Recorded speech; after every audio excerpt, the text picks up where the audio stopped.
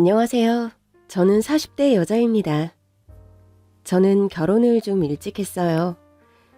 남편은 제가 일하던 김치 공장 인근에서 용접공으로 일을 하던 남자였는데 가난했지만 저밖에 모르던 선량한 사람이었습니다. 남편과 제가 회사가 가깝다 보니 종종 인근 식당에서 한 번씩 마주치곤 했는데 선량해 보이는 미소가 자꾸 눈길이 가던 사람이었어요. 그런데 어느 날 계산을 하려고 보니 식당 주인 아저씨가 그러는 거예요. 그 용접공이 내고 갔어. 아까 저쪽에서 밥 먹고 있던 그 남자요? 응.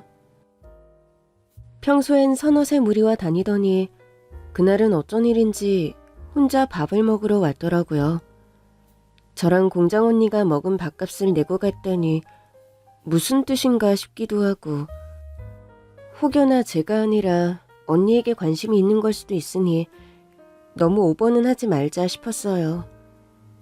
그리고 며칠 뒤 또 같은 식당에서 그와 마주쳤습니다. 어쨌든 밥을 얻어먹은 입장이니까 감사의 인사라도 전할 겸 말을 걸었어요. 안녕하세요. 지난번에 저희 밥값을 내주셨다고. 에? 아닌데요? 아니라고요? 아닌데. 주인 아저씨가 그쪽이 내주셨다고 그랬는데. 제가 그럼 착각을 했나 보네요. 잘못 낸 거예요. 신경 쓰지 마세요. 분명 그날 혼자 밥 먹는 걸 제가 봤는데 2인분의 값을 착각해서 더 냈다는 게 이해가 가지 않더라고요. 아무튼 딱 잘라서 말한 뒤 고개를 돌려버리던 그에게 더 할 말은 없었습니다. 대신 전 그날 그 남자의 밥값을 내주고 갔습니다. 물론 그 남자와 같이 온 다른 동료의 밥값도요. 그 후 일주일이 지나도록 그 남자를 식당에서 볼 수 없었어요. 제가 괜히 오지랖을 떨었나, 내가 밥값을 내준 게 부담스러웠나, 별 생각이 다 들더라고요. 그러던 어느 날이었습니다. 밥을 먹고 나오는데 그 남자가 눈에 안대를 한 채 식당 밖에 서 있더라고요. 깜짝 놀라서 무슨 일이냐고 말을 걸 뻔했지만 참았습니다. 그냥 가볍게 목인사만 하고 지나가려는데 그 남자가 절 부르더라고요. 저 부르셨어요? 동료 언니는 눈치껏 먼저 가겠다고 하더니 자리를 비켜주었고 우리는 한동안 어색함에 말을 잇지 못하고 있었습니다. 결국 다시 말을 꺼낸 건 저였어요. 눈은 왜 그래요? 제 용접하다가 실수로. 많이 다친 거예요? 아니요, 흔히 있는 일이에요.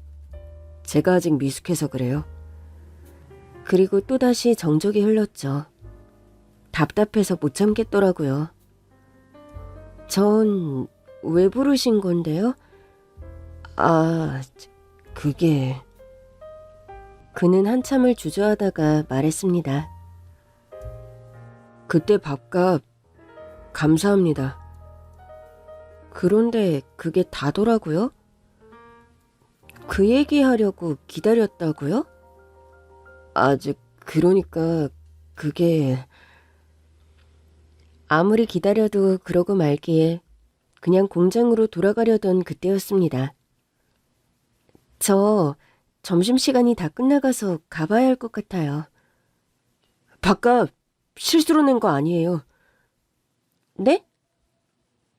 그때 밥 갚는 거 일부러 낸 거예요. 그때 같이 일하는 형이 옆에 있어서 저도 모르게 아니라고 잡아댔어요. 그의 말을 끝으로 우리는 또 한동안 말이 없었습니다. 그러나 그 순간 우리 사이로 살랑 불어오던 바람이 어쩐지 간지럽더라고요. 그날 이후 우리는 종종 만나 점심도 먹고 일이 끝나는 시간에 맞춰 영화도 봤습니다. 그러다 진실을 알게 되었죠. 실은 첫눈에 반했었어. 그래서 자꾸 그 식당에 가서 밥 먹고 그랬는데 말을 못 걸겠더라고. 그래서 한 번은 형들이 다른 데 가서 밥을 먹자고 그러길래 할 일이 있다고 둘러대고 혼자 그 식당으로 간 거지. 마침 당신이 있기에 너무 좋아서 대뜸 밥값부터 내버리고 온 거야. 하여튼 쑥맥이야.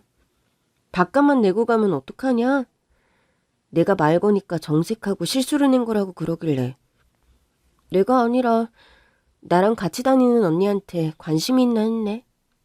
절대 아니야. 난 처음부터 끝까지 당신만 보였어. 앞으로도 그럴 거야. 그렇게 우린 자연스럽게 연인이 되었고 결혼까지 하게 됐습니다. 서로 직장이 가까우니까 출근도 같이 하고 시간이 맞으면 퇴근도 같이 했습니다. 그렇게 알콩달콩 지내던 중에 불현듯 시어머니가 마음에 걸리더라고요.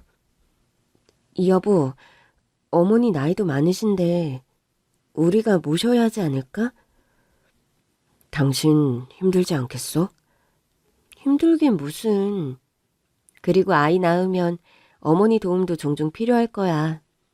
그때 가서 합치느니 지금부터 합쳐서 같이 사는 것도 괜찮을 것 같아. 나야 그래주면 고맙지. 사실 어머니가 늘 걱정이었거든. 그렇게 우리는 합가를 해 시댁으로 들어갔어요. 시어머니도 남편처럼 워낙 선량한 분이었어요. 어머니, 저녁 다 차려놓으신 거예요? 제가 해야죠. 종일 일하고 와서 무슨 저녁을 차려. 내가 아무리 늙었어도 부모다. 니들 밥 차려주는 게 뭐 힘든 일이라고.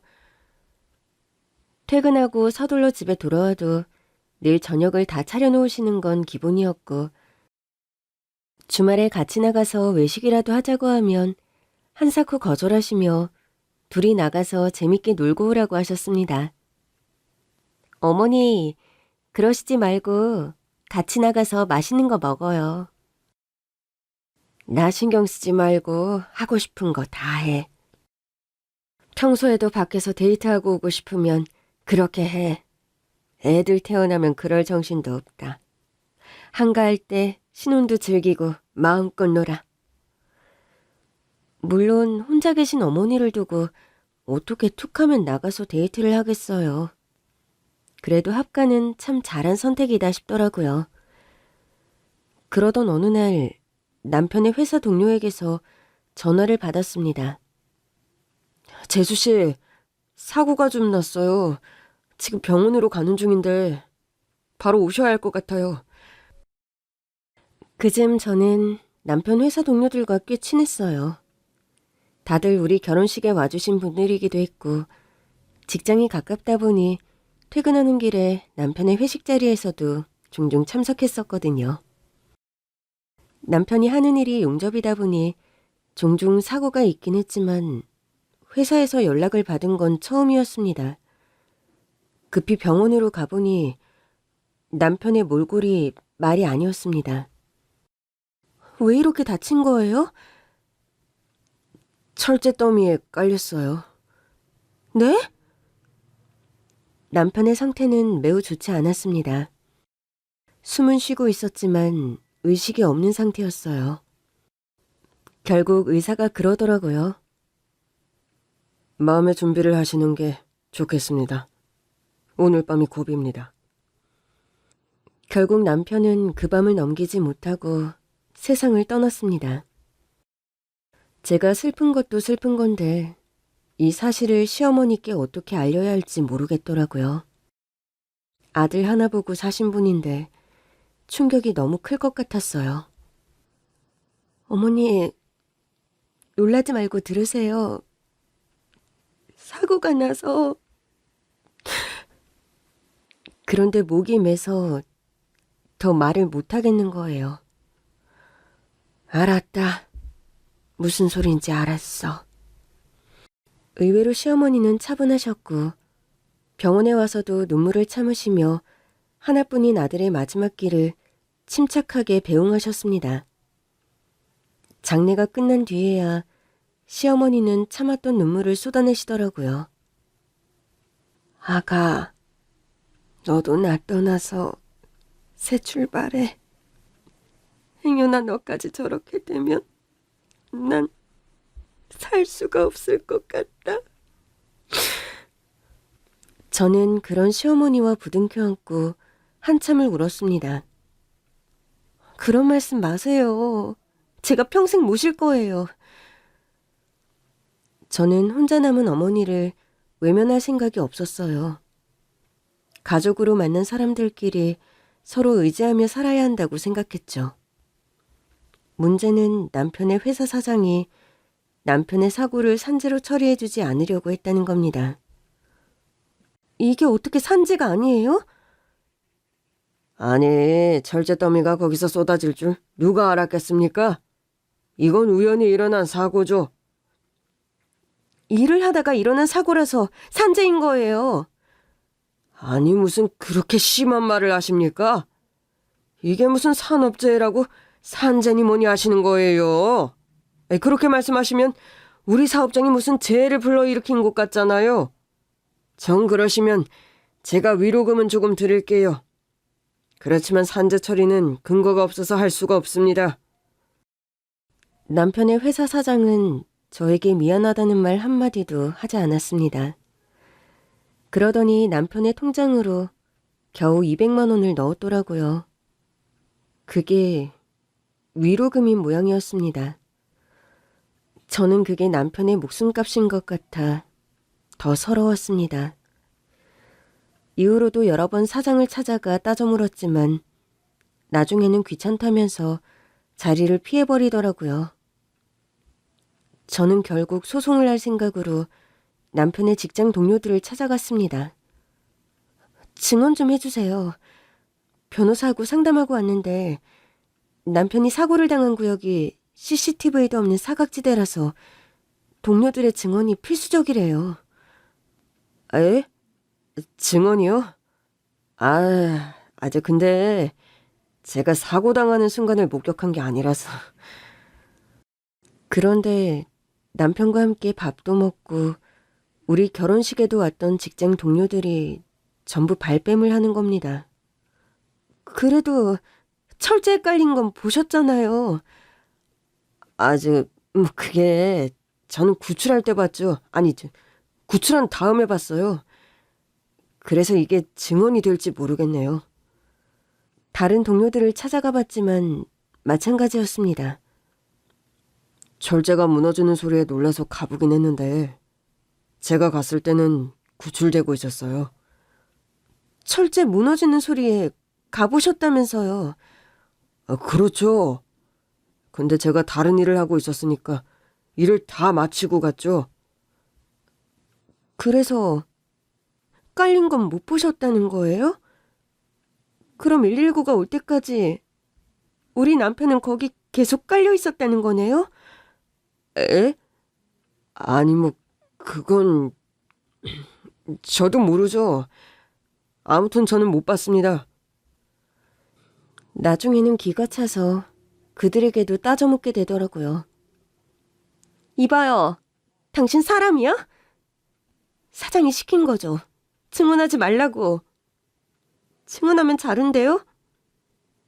한 사람이 직장에서 일하다가 가족들과 인사도 못하고 세상을 떠났어요. 같이 일한 동료였잖아요. 그런데 이렇게 나온다고요? 글쎄 제주씨, 왜 자꾸 저한테 그러세요? 산 사람은 살아야죠. 이건 언제든 그쪽한테도 일어날 수 있는 사고잖아요. 이렇게 처리해버리면 나중엔 당신들도 산재 처리 못 받는다고. 아무리 호소를 해도 그들은 자기는 모른다는 태도로 일관했습니다.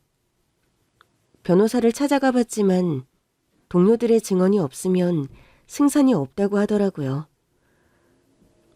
남편분이 살아계신다면 어떻게든 산재 처리를 하는 게 더 낫겠지만 승산이 없는 소송을 해봤자 패소하면 돈만 더 날리게 되잖아요. 차라리 위로금을 더 받는 쪽으로 제가 합의를 진행해보면 어떨까요? 그 회사도 소송 걸려서 좋을 건 없을 거예요. 그즘 전 너무 지쳐 있었어요. 변해버린 남편 동료들의 태도로 인해 사람이라면 신물이 나는 지경이었죠.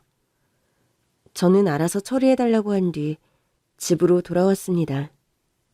그런데 남편과 함께 쓰던 방, 거실, 부엌까지 모든 흔적이 너무 고통스럽더라고요. 일하다가 하루아침에 세상을 떠났는데 누구 하나 남편의 편을 들어주지 않는 현실이 더 힘들었던 것 같아요. 저는 결국 시어머니에게 부탁했습니다. 어머니, 저 당분간만 좀 나가서 지낼게요. 이 집에 있으니까 계속 남편 생각이 나서 못 견디겠어요. 그의 생각만 하면 너무 서럽고 억울하고 보고 싶고 그래요. 이대로는 제대로 살 수가 없을 것 같았습니다. 그래, 네 마음 다 안다. 너 편해질 때까지 얼마든지 그렇게 해. 저는 오래 다녔던 김치 공장에 휴직계를 냈습니다. 만나는 사람마다 저를 위로하는데 나중에는 그게 더 곤혹스럽더라고요. 이후 먹고 살기 위해 시작한 일이 배달 일이었습니다. 배달기사로 일을 하던 어느 날 익숙한 번호로 배달 주문이 왔기에 가보니 시댁이더라고요. 하이바를 쓴 채 초인종을 누르자 웬 남자의 목소리가 들렸어요.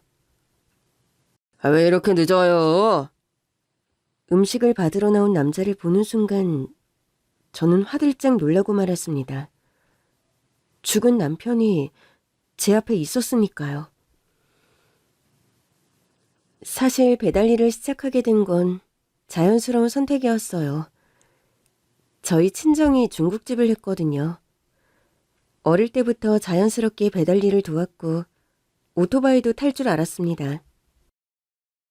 김치 공장을 간둔 뒤 한동안 친정에 가 있었는데 놀면 뭐하나 싶어 배달을 대신 다녀오겠다고 했거든요. 배달을 위해 오랜만에 오토바이를 탔는데 속이 다 뻥 뚫어지더라고요. 비로소 그동안에 쌓여있던 스트레스가 좀 풀리는 것 같았습니다. 그렇게 마음을 좀 추스른 뒤 원래 살던 동네로 돌아왔지만 김치 공장에 다녔다가는 다시 속이 꽉 막힐 것 같았어요. 결국 전 김치 공장에 사직서를 제출했습니다. 아니, 그동안 일 잘했잖아. 조금만 더 있으면 관리직으로 올라갈 수 있는데 관두겠다고? 네, 다른 일 하려고요. 이제 남편도 없는데 어쩌려고 그래. 좀 더 쉬고 싶으면 쉬다 와도 되니까 퇴직은 좀 더 생각해봐. 아니에요. 다시 돌아오지 않을 것 같아요. 자꾸 제자리 비워두는 것도 민폐고 이제는 제가 하고 싶은 거 하면서 살래요. 하고 싶은 게 뭔데? 배달이요. 뭐? 배달? 정확히는 배달이 아니라 오토바이를 타고 싶었어요. 김치 공장을 간둔 뒤 퇴직금을 받아 오토바이를 장만했어요. 그 오토바이로 한동안 전국 일주를 다녔습니다. 넓은 세상에 나가 이 사람 저 사람 만나보니 사람 사는 게 다 똑같더라고요. 남편 잃은 사람, 가족을 잃은 사람. 이런저런 아픈 이야기를 듣다 보니 다시 살던 곳으로 돌아올 용기가 생겼습니다. 그러나 시댁으로 들어가는 건 아직 겁이 나더라고요. 이렇게 홀가분해졌는데 또다시 남편 생각에 마음이 가라앉을 것 같아 무섭더라고요. 그래도 언제까지 시어머니를 혼자 둘 수 없었기에 인근에 임시 거처를 마련하고 배달 일을 시작했죠. 그날도 배달 일을 하고 있는데 앞집 배달이 조금 늦어졌어요. 갔는데 시킨 사람이 전화도 안 받고 음식을 맡겨둘 만한 장소가 없더라고요. 그래서 다음 집으로 일단 출발부터 했는데 앞집에서 전화가 온 겁니다. 혹시 배달 오셨어요? 네, 근데 전화를 안 받으셔서 다음 집 먼저 갔다가 가야 할 것 같아요. 이미 많이 늦어서요. 아니, 우리 집이 먼저인데 다른 집 먼저 가겠다뇨. 당장 가지고 오세요. 저기 김밥 시키신 거 아니에요? 다음 집은 칼국수라 음식이 불 것 같아서요. 전화 안 받으셨으니까 조금만 양해 좀 해주세요. 아니, 내가 안 받고 싶어서 안 받았어요? 화장실에 있느라 못 받았단 말이에요.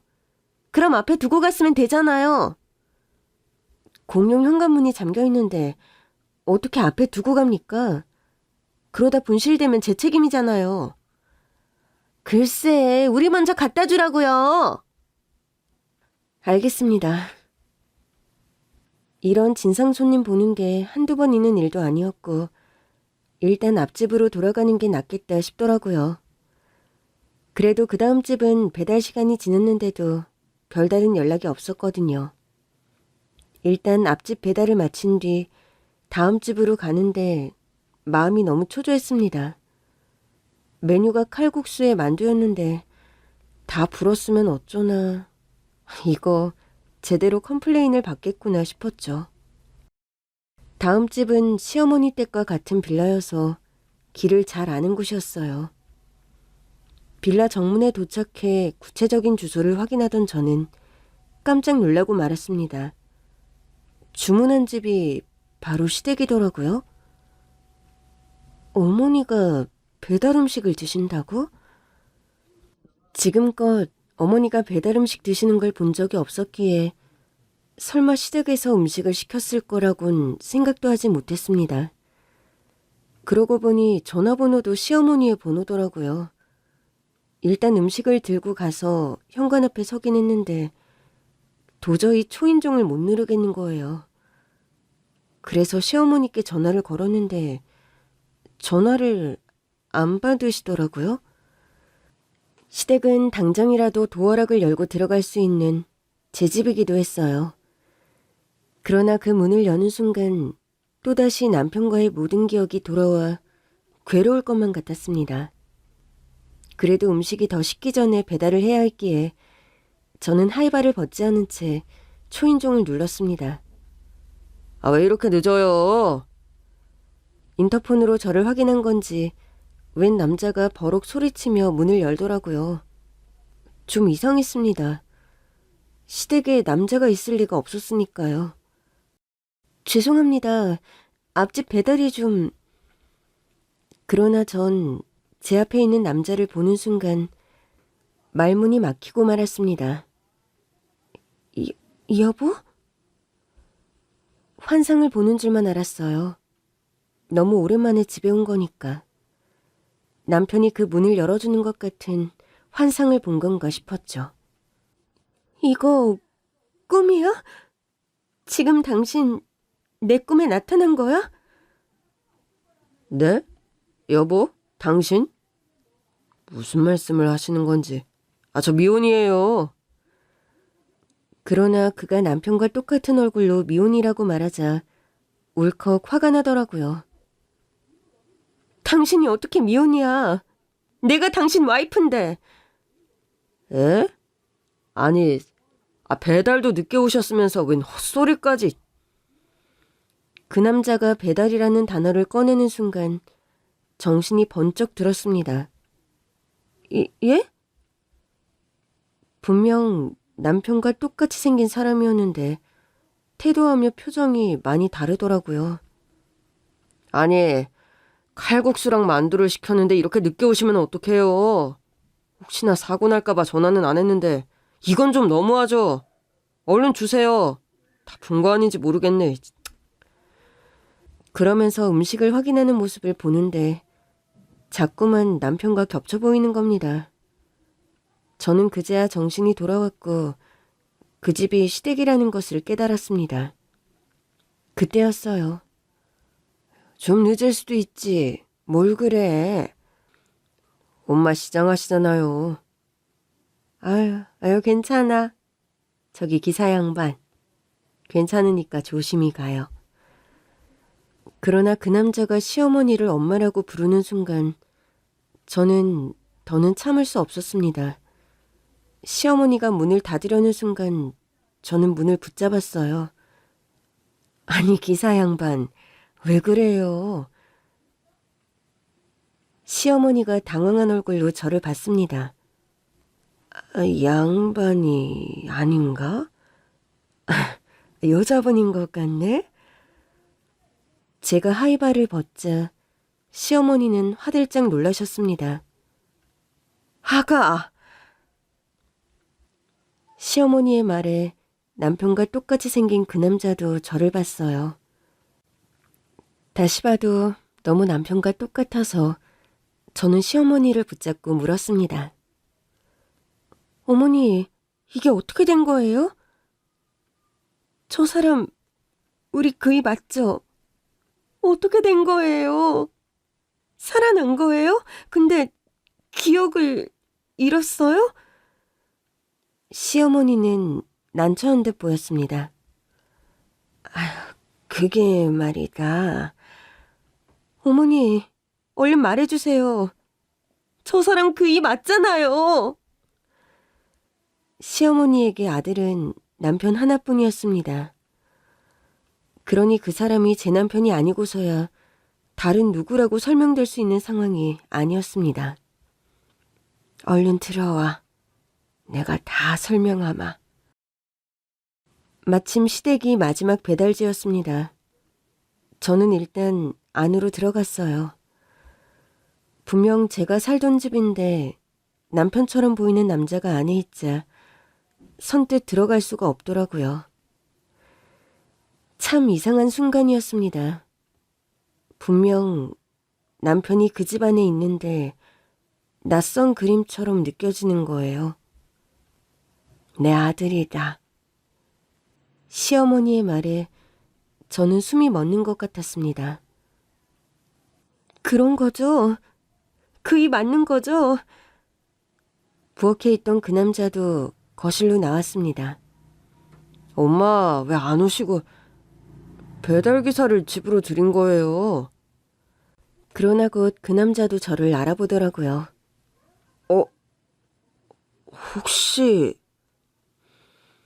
맞아, 네 재수 씨야. 어머니, 그게 무슨... 재수 씨라니요. 저는 이 사람 아내죠. 저는 남편이 기적적으로 살아난 거라고 생각했습니다. 다만 기억을 잃어서 저를 기억하지 못하는 거라고 믿었어요. 그러나 시어머니는 저를 다독이며 말씀하셨습니다. 많이 닮았지? 내 큰아들이야. 어머니 큰아들이라뇨. 어머니 아들은 우리 그이 하나였잖아요. 혹시 충격 때문에 뭔가 기억이 잘 안 나세요? 아니야. 나 기억 멀쩡해. 그러자 그 남자가 저에게 다가와 정중하게 인사를 하더라고요. 아까는 헬멧을 쓰고 계셔서 얼굴을 못 알아봤어요. 제 동생 결혼 사진에서 봤습니다. 처음 뵙습니다. 저는 그 녀석 형이에요. 그러면서 저에게 손을 내미는데 손이 덜덜 떨렸습니다. 여전히 남편이 저에게 손을 내미는 것만 같았거든요. 그 손을 잡는데 알겠더라고요. 그는 제 남편이 아니었습니다. 제 남편은 늘 손이 뜨거운 편이었거든요. 그런데 손이 너무 차갑더라고요. 이거 꿈 아니죠? 꿈 아닙니다. 저 그 녀석 형 맞아요. 그런 얘기 들은 적이 없어서. 저는 시어머니를 봤습니다. 시어머니는 눈물을 흘리고 계셨어요. 나도 둘째도 말을 안 해줘서 그래. 우린 얘가 죽은 줄만 알고 있었거든. 그러니까 진짜로 우리 그이한테 형이 있었다고요?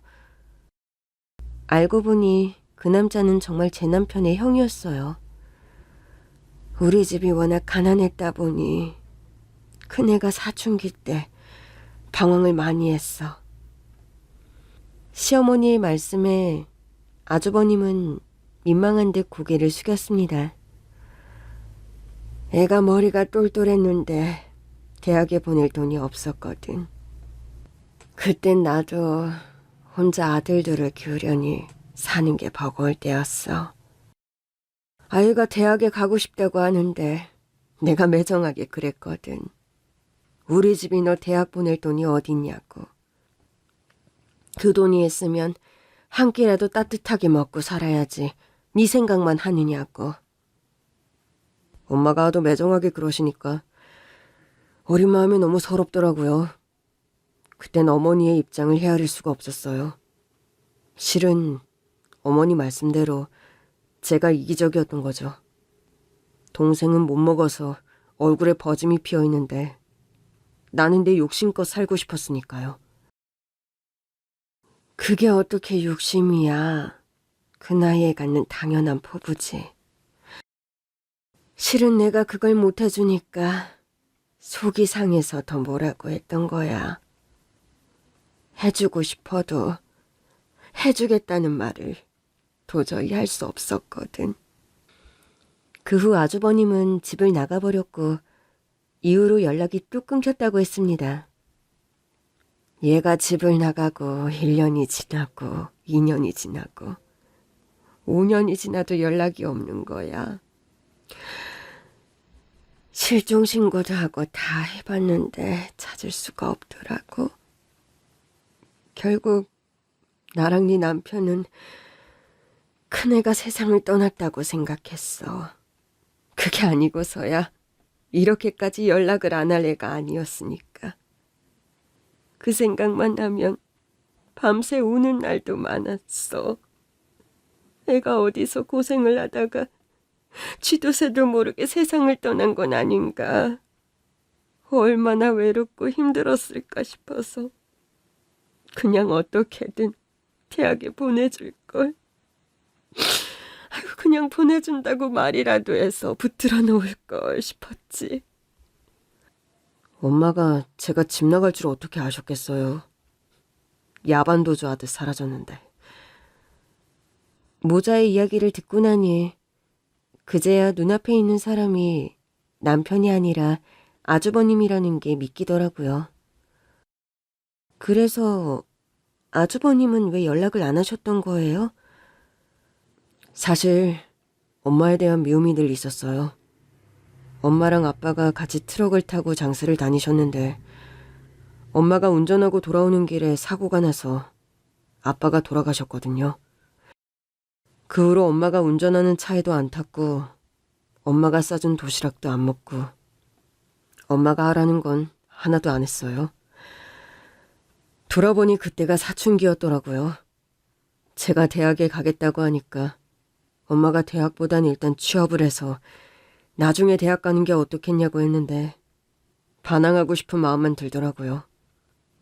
엄마는 아빠를 죽여놓고도 가족의 소중함을 모르는구나. 내 마음을 전혀 알아주지 않는구나. 그러면서 말도 안 되는 생각을 계속했던 것 같아요. 그러니 집을 나가서도 연락을 하고 싶지 않았죠. 이제부터는 평생 볼 일 없다고 생각하면서 지냈으니 연락을 했겠어요? 그래도 그 어린애가 혼자 사는 게 쉽진 않았을 텐데. 그래. 그래서 나도 얘가 살아있을 거라는 생각을 못했어. 엄마가 못 찾게 하려고 배를 탔어요. 배 타고 중국으로 갔죠. 이야기를 듣던 시어머니는 또다시 눈물을 흘리셨습니다.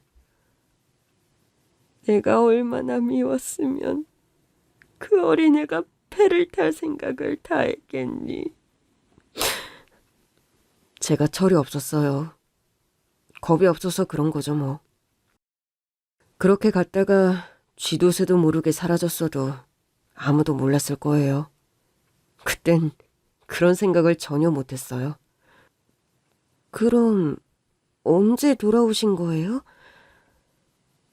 이제 막 3일 됐어. 안 그래도 너한테 연락을 하려던 참인데 네가 배달기사로 떡하니 온 거지. 아까는 진짜 남편인 줄 알았어요. 너무 닮아서. 어릴 때부터 나이 차이는 좀 있는데 쌍둥이 같다는 소리를 많이 들었어. 그러고 보니 아주버님의 나이가 좀 더 많아 보이긴 하더라고요. 그이가 없어서 많이 놀라셨죠? 실은 알고 왔습니다. 네? 먼 중국 땅에서 연락도 안 하고 지내던 사람이 어떻게 동생의 부고를 알고 온 건지 의아했습니다. 사실 제가 회사를 운영하는데 동생이 다니던 회사의 가장 큰 고객이었어요. 정말요? 네. 그런데 얼마 전에 그 회사 사장이 중국으로 저를 만나러 왔었거든요. 재계약을 앞두고 있거든요. 와서 비싼 식사도 대접하고 그러길래 흔히 있는 일이라 그러려니 했었어요. 그런데 그 사람이 대뜸 최근에 자기 회사에 골치 아픈 일이 있었다면서 사장 노릇이 힘들다고 하소연을 하더라고요. 직원 하나가 사고로 세상을 떠났다고요. 사장이 아주버님에게 말한 그 사고는 제 남편이 당한 사고였습니다. 원래 같으면 산재 처리할 만한 일도 아니었는데 그 와이프가 와서 고소하겠다고 난리를 치더라고요. 그래서 어떻게 처리하셨어요? 그 직원이 진짜 열심히 일하던 사람이었거든요. 그래서 그냥 산재 처리해줬죠. 회장님도 아시겠지만 산재 처리해서 제가 좋을 게 하나도 없잖아요. 그래도 어떻게 해요? 직원들 아끼는 마음으로 했죠.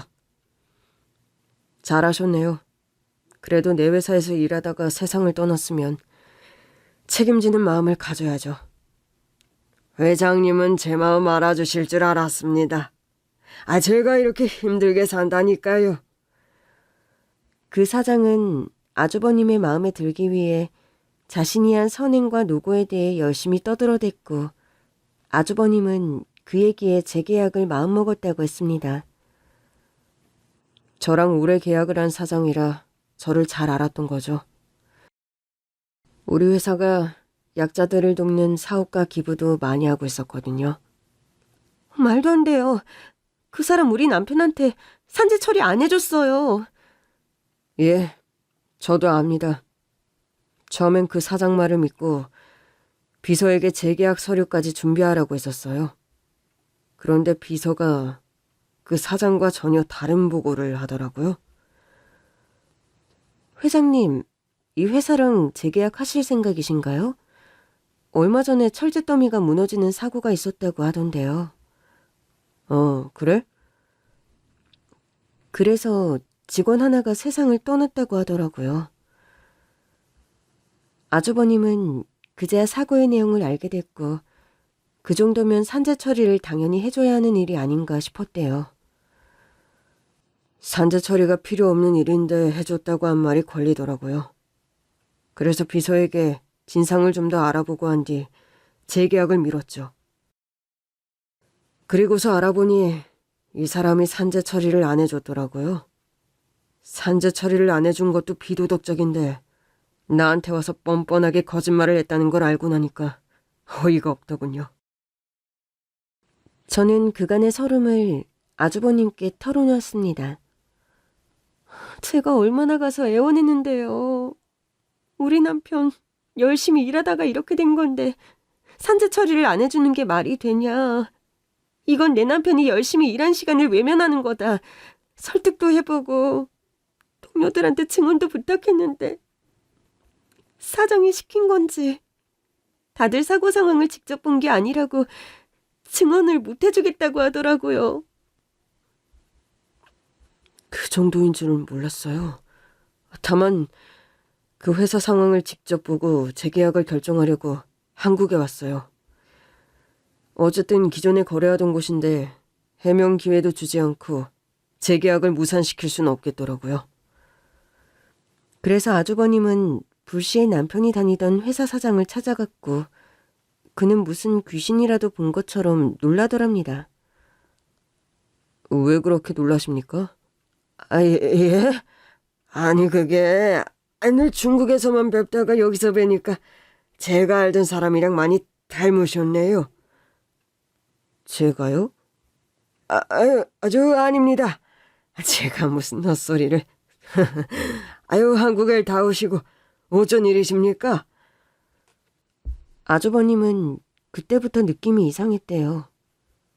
그 사장이 너무 당황하는 것도 그렇고 자신과 그렇게 닮은 사람이라면 동생밖에 없을 테니까요. 사실 처음 그 회사에 계약 기회를 준 건 그 회사가 제 고향 동네에 있어서였어요. 그런데 그 사장이 절 보고 누굴 닮았다고 했다가 말을 황급히 얼버무리니까 이상할 수밖에요. 아주버님은 그 사장에게 단도직입적으로 물었다고 해요.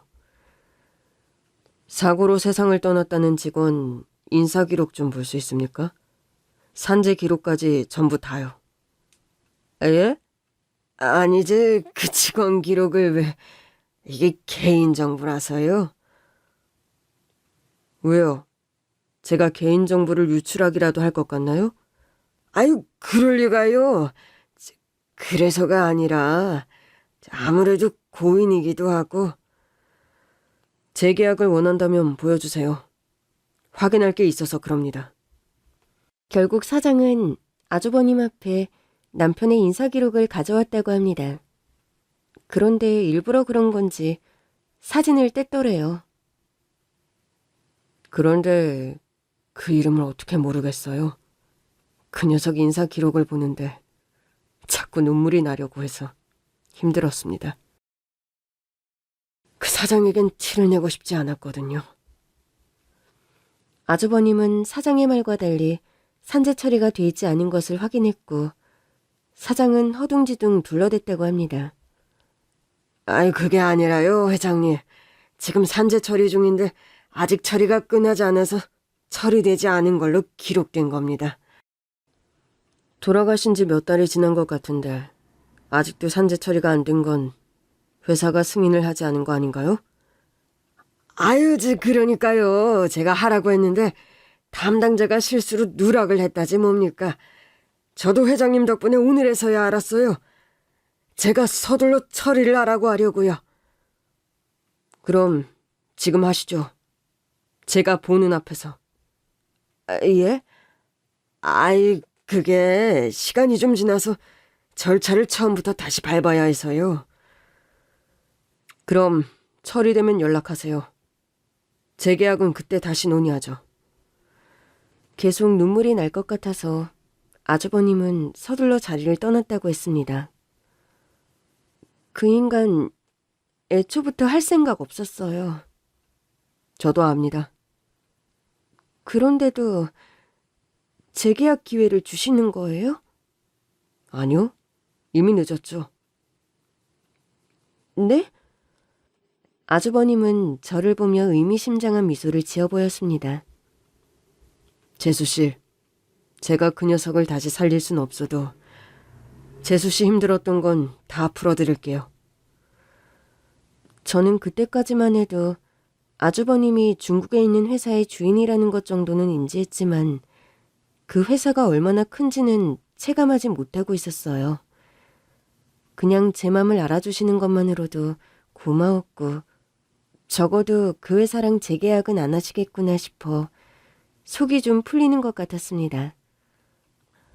어쨌든 그 일로 그 회사도 큰 고객을 놓쳤으니 손해가 클 거 아니에요.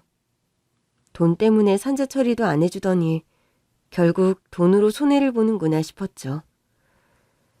그날 이후 저는 시댁으로 돌아왔습니다. 아주버님도 당분간은 시댁에서 지낸다고 했지만 일어나 보면 늘 집에 계시질 않더라고요. 사실 저는 아직 궁금한 게 많았어요. 어머니도 꽤 놀라셨겠어요. 갑자기 아주버님이 돌아오셔서 몰라다 마다 눈앞에 다시는 못 볼 줄 알았던 큰애가 나타났는데 그 사장님이 보여준 인사기록에서 보니까 집 주소가 그대로더래. 어머, 그럼 그때부터 계속 이 집에서 사신 거예요? 애가 살아있을 리 없다고 생각하면서도 이사는 못 가겠더라고. 애가 언제라도 찾아올 것만 같아서. 그 덕에 다시 만나신 거네요. 근데 어머니는 안 헷갈리셨어요? 전 처음 봤을 땐 진짜 우리 그이인 줄 알았어요. 그래도 내가 엄마잖니. 보는 순간 알겠더라고. 시어머니는 아주버님을 끌어안고 한참을 우셨다고 했습니다. 그래도 하늘이 나를 버리지든 않는구나 싶더라고. 둘째를 보낸 아픔이야 평생 가겠지만 첫째라도 돌아온 게 얼마냐 싶었어. 나는 걔가 동생 간 건 모르고 온 줄 알았는데 이미 알고 있어서 더 놀랐지 뭐. 오랜만에 배달을 쉬며 시어머니와 그간의 이야기를 나누던 그때였습니다. 모르는 번호로 전화가 오기 시작했어요. 받을까 말까 고민하다가 받았는데 남편이 다니던 회사 사장이더라고요. 제가 만나 뵙고 좀 드릴 말씀이 있는데 회사로 좀 와주시겠습니까? 전 할 말 없는데요. 산재 문제로 연락드린 거예요. 오시는 게 이득이실 텐데요. 사장은 상당히 건방진 투였습니다. 그러니까 인심 써둘 테니까 나더러 와라 이거예요? 솔직히 말해 인심 맞죠? 그동안 그 친구가 열심히 일한 것도 있고 이제라도 처리해 드릴까 하고 있으니까 일단 와보세요. 맘 같아선 당장이라도 끊어버리고 싶었지만 가보기로 했습니다. 도대체 무슨 소리를 더 하려고 이러나 궁금하더라고요. 갔는데 사장이 다리를 꼬고 앉아서는 일어날 생각도 안 하는 거예요. 와서 앉으세요. 그러면서 턱끝으로 소파 자리를 가리키더군요. 기도 안 찼지만 일단 앉았습니다. 산재 처리해 드릴 테니까 사진 몇 장 찍어줄 수 있죠? 곧이어 여러 번 본 사장 비서가 사진기를 들고 들어오더라고요. 그럼 찍을까요? 그러나 전 비서에게 가서 사진기를 빼앗았습니다. 아니, 왜 이러세요? 사진 안 찍을 거니까요. 그러자 사장이 버럭 화를 내는 겁니다. 아니 해달라고 난리칠 땐 언제고 사진 한 장 안 찍겠다는 거예요? 가는 게 있으면 오는 것도 있어야지. 산재 안 받아요. 그럼 됐죠? 저는 그대로 사장실을 나가려고 했습니다. 그제야 사장이 달려와서 저를 붙잡더라고요. 아니 도대체 왜 이러는 거예요? 사장님이야말로 갑자기 왜 이러세요? 산재 처리할 만한 일도 아니라면서요. 남편 동료들 입단속도 제대로 해두셨던데 이제 와서 왜 이러세요? 아니 글쎄 이제라도 해드린다니까. 아유 알겠어요. 사진 찍지 맙시다. 그냥 도장만 찍고 가세요. 글쎄, 더럽고 치사해서 안 받는다고요. 아니 도장 하나만 찍으면 끝인데 왜 안 받아요? 주는 건 사장님 맘이고 안 받는 건 내 맘이에요. 아니 남편 생각을 하셔야지. 그가 남편의 노고를 인정받고 싶다면서요. 해준다니까. 사장님이 안 해줘도 우리 남편 열심히 산 거 우리 가족들이 기억하니까 됐어요. 전 이만 갑니다. 그 사장의 속을 제가 모를 리가 없잖아요. 남편 산재 처리해주고 아주버님 회사와 수월하게 재계약을 하고 싶은 거겠죠. 그 회장이 내 남편의 형인 줄도 모른 채 말이죠. 그렇게 집으로 돌아왔는데 이제는 남편 회사 동료들이 저에게 연락하기 시작했습니다. 재수씨, 산재 받으면 좋은 게 얼마나 많은데 왜 안 받으세요? 사실 제가 사장님 때문에 그동안 말을 못했어요. 이제라도 필요하시면 제가 증언할게요. 제가 이제 와서 증언 필요할 일이 어딨어요. 그래도 혹시 도움은 필요할 때 줘야 도움이죠. 아니지. 도움도 아니지. 사실 좀 말해달라고 했는데 입속 다물었던 분이 갑자기 왜 이러시는 거예요? 또 다른 동료들도 산재 처리를 받는 게 좋지 않겠냐며 자꾸 훈수를 두기에 전부 번호를 차단해버렸습니다. 그렇게 애원할 때는 한 번을 안 도와주더니 이제 또 사장이 시키니까 저한테 전화를 건 모양이었어요. 그래도 제가 듣질 않으니까 그 사장이 선물 바구니를 들고 집까지 찾아오더라고요. 아니지, 사장님. 도대체 왜 이렇게까지 하십니까? 저도 며느리도 이제 산재 처리 필요 없다니까요. 어머님, 제가 그 친구를 얼마나 아꼈는지 모르실 겁니다. 예, 전혀 모르겠어요. 아, 예?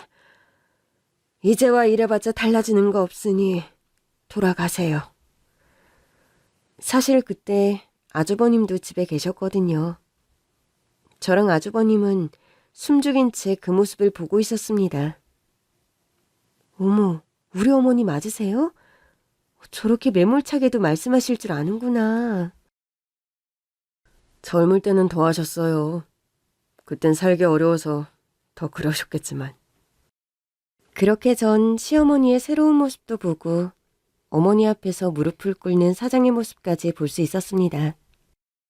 사실 그 정도로 속이 꽤 시원했어요. 며칠 뒤 아주버님은 중국으로 돌아가셨습니다. 일이 많아서 일단 가서 처리를 좀 하고 또 오겠다고 하시더라고요.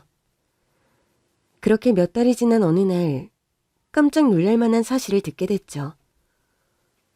아유, 세상에. 둘째가 다니던 회사가 부도가 났다는구나. 네? 어쩌다가요? 원래부터 사장이 비리가 많았던 모양이야.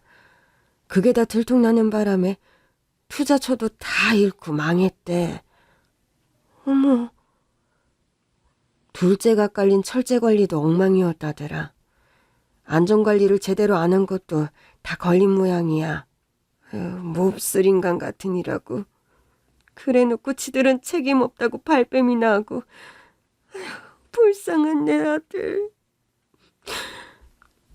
그제야 저는 아주버님이 꽤 영향력 있는 사업가라는 것을 체감할 수 있었습니다.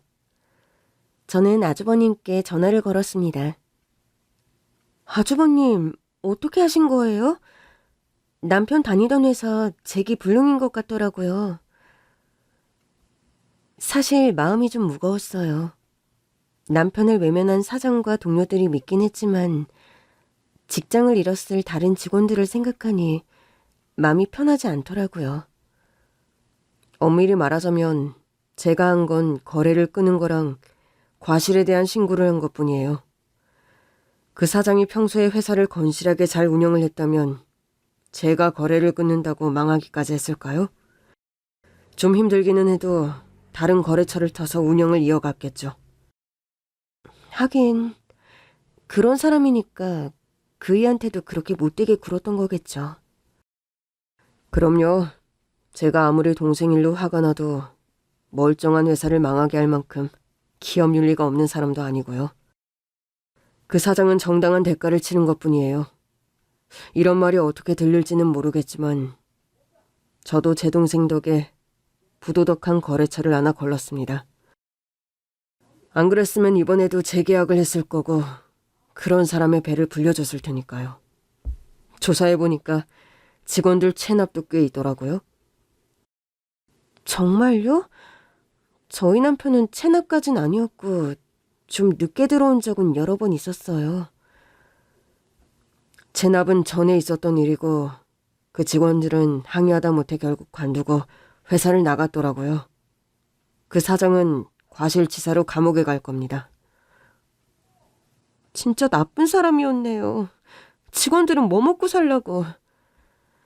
그리고 아직 확정은 아닌데 그 회사 건실한 기업에서 인수해서 운영할 예정이에요. 그럼 전에 있던 직원들도 다시 복직할 수 있을 거고요. 어머, 정말요? 예, 제가 아는 회장님께 부탁을 드렸더니 흔쾌히 인수하시겠다고 하시더라고요. 그렇게 남편 회사의 사장은 악독한 행실에 대한 대가를 치렀고 그 회사를 완전히 떠나게 됐습니다. 그 일이 없었다면 어쩌면 아주버님은 더 오랜 시간 가족에게 돌아오지 않을 수도 있었겠죠. 사실 늘 돌아오고 싶었어요. 다만 떠나 있는 시간이 길어지니까 용기가 나질 않았죠. 동생 덕에 다시 어머니를 찾아올 용기를 낼 수 있었어요. 물론 그 녀석을 다시 못 보게 된 건 여전히 가슴 아프지만요. 조금만 더 일찍 올 거라는 생각을 지울 수가 없어요. 남편의 억울함을 다 풀어주고도 아주버님은 여전히 후회가 남는다고 했습니다. 아주버님은 주어진 환경에서 최선을 다해 사셨고 저희 남편도 그랬어요. 예, 그렇지만 2번 다시는 이렇게 가족의 부고를 듣고 싶진 않네요. 그래서 말인데 재수씨, 어머니랑 같이 제가 사는 곳으로 가는 건 어떠세요? 갑작스러운 제안이라 저는 좀 당황했어요.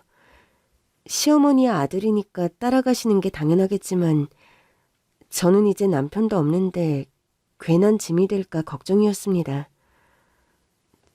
아주버님, 저는 괜찮아요. 어머니만 잘 부탁드려요. 얼마나 다행인지 모르겠어요.